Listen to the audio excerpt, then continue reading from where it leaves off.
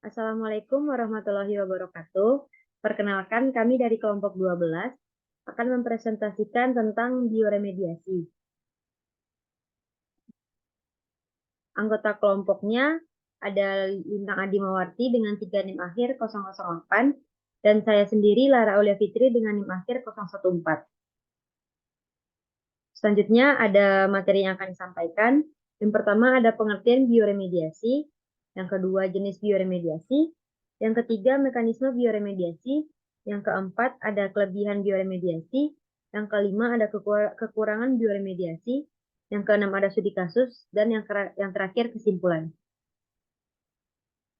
Materi yang pertama yaitu pengertian. Pengertian bioremediasi.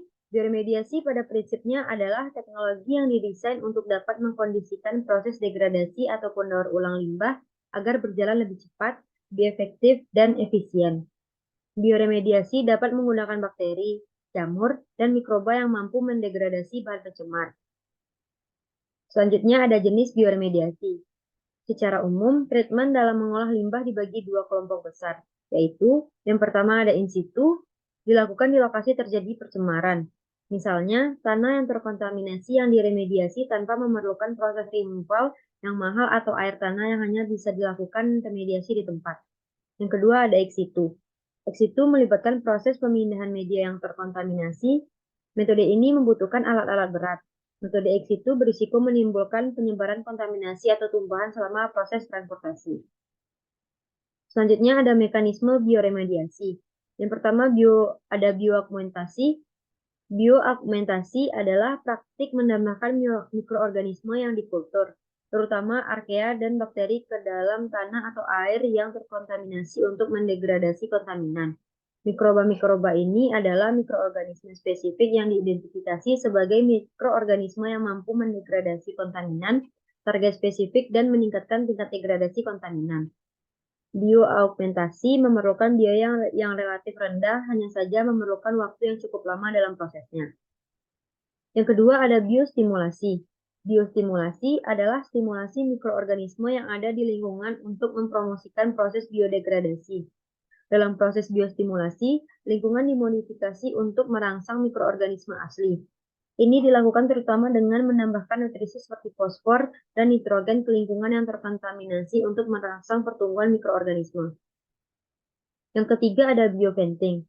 Mentreatment tanah atau air dengan memberikan oksigen yang dapat menstimulus pertumbuhan mikroba.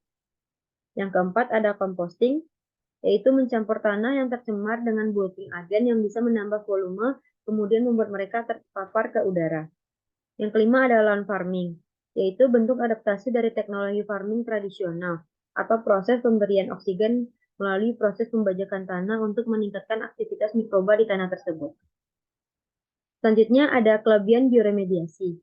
Kelebihan teknologi ini ditinjau dari aspek komersil adalah relatif lebih ramah lingkungan, biaya penanganan yang relatif lebih murah dan bersifat fleksibel. Bioremediasi pada akhirnya menghasilkan air dan gas tidak berbahaya seperti CO2. Selain itu juga ramah lingkungan, sangat efisien, dapat dilakukan pada lokasi perlakuan lapangan. Kurangnya biaya dan gangguan bioremediasi dapat menghilangkan polutan secara permanen dan dapat diterima masyarakat. Dengan didukung peraturan, dapat digabung dengan metode perlakuan fisika dan kimia.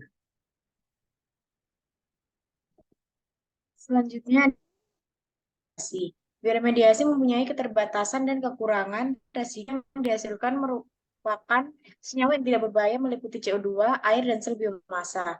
Banyak senyawa yang dianggap berbahaya dapat dirubah menjadi tidak berbahaya dan memindahkan kontaminan dari satu medium lingkungan ke tempat lain. Bioremediasi memerlukan waktu yang lebih lama daripada perlakuan lain seperti pembakaran dan penimbunan.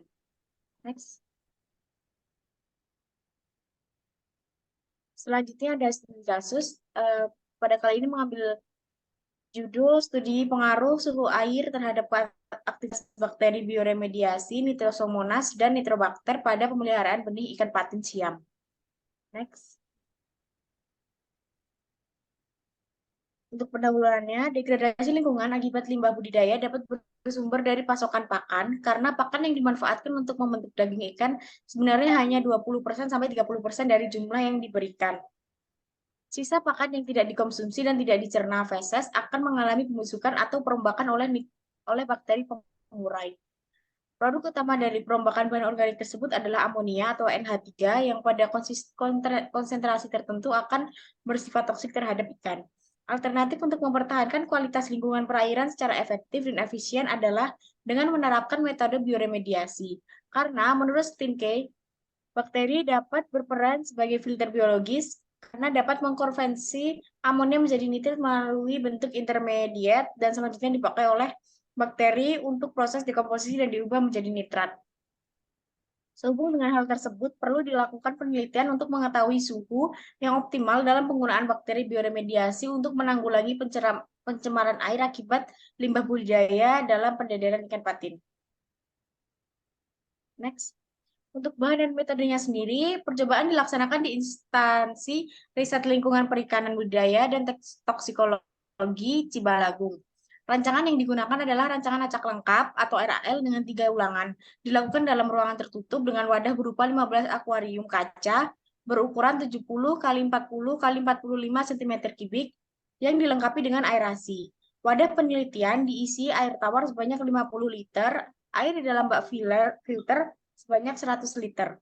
Sehingga total volume air dalam setiap unit penelitian adalah 150 liter. Hewan uji yang digunakan adalah benih ikan patin siam dengan ukuran bobot rata-rata 0,2 gram per ekor yang diperoleh dari hasil pemijahan secara terkontrol dan ditebar sebanyak 250 ekor per wadah. Bakteri bioremediasi yang dipakai adalah bakteri Nitrosomonas dan Nitrobacter. Waktu penelitian selama 8 minggu atau 56 hari dengan sampling penimbangan bobot ikan dilakukan setiap minggunya. Parameter yang diamati meliputi perkembangan bakteri dalam air, sintasan, laju pertumbuhan, konversi pakan, dan sifat fisika kimia air. Next. Untuk hasil dan pembahasannya, kisaran suhu air antara 24 derajat Celcius sampai 31 derajat Celcius tidak berpengaruh terhadap perkembangan bakteri bioremediasi, Nitrosomonas dan Nitrobacter. Bakteri bioremediasi yang digunakan mampu berperan sebagai remediasi biologis dan dapat mengkonversi amonia menjadi nitrit melalui bentuk intermediate yang selanjutnya digunakan untuk proses dekomposisi dan diubah menjadi nitrat, sehingga tidak berbahaya bagi ikan. Penggunaan bakteri bioremediasi dengan suhu air berkisar 28 derajat Celcius sampai 31 derajat Celcius dapat meningkatkan sintasan dan pertumbuhan serta menekan konversi pakan pada pemeliharaan.